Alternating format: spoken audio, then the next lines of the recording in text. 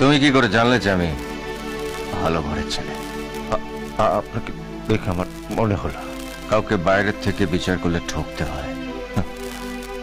মানুষকে বাইরের থেকে বিচার করা যায় না।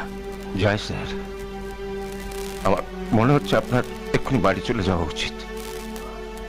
আপনার মা হয়তো আপনার পথে বসে আছে। মা? ইয়েস, মাই মাদার, যিনি 12 বছর ধরে আমার সঙ্গে প্রতারণা করেছে।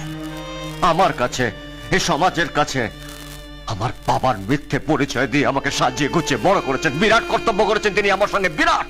না না না না না না, এইভাবে দেবীর মতন মাকে শ্রদ্ধার আসন থেকে মাটিতে নামে আনবেন না স্যার।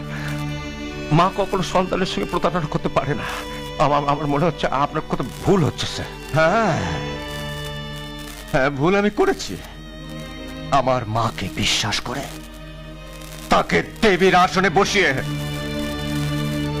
তখন আমি বুঝতে পারিনি যে বড় হয়ে আমাকে শুনতে হবে যে আমার বাবা আর্মিতে ছিলেন না, তিনি ছিলেন একটা দাগি।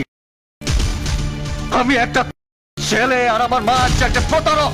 প্রতারক? তবু তিনি আপনার মা 10 মাস 10 দিন গর্ভ যন্ত্রণা সহ্য করে আপনাকে জন্ম দিয়েছেন, আর তাকে আপনি অপমান করছেন, বলছেন প্রতারক। হ্যাঁ, তিনি একজন প্রতারক, প্রতারক, প্রতারক।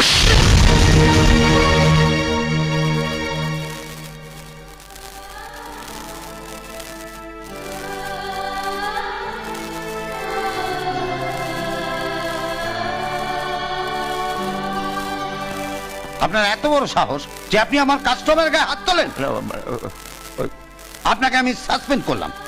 আপনি বেরিয়ে যান, বেরিয়ে যান এখান থেকে। প্লিজ প্লিজ প্লিজ, ওনাকে কিচ্ছু বলবেন না, এটা আমার রিকোয়েস্ট।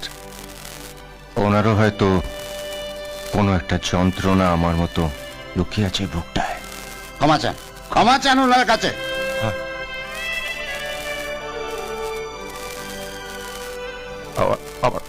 আমার অন্যায় হয়ে গেছে স্যার, আপনি আমায় ক্ষমা করুন, আপনি আমায় ক্ষমা করুন।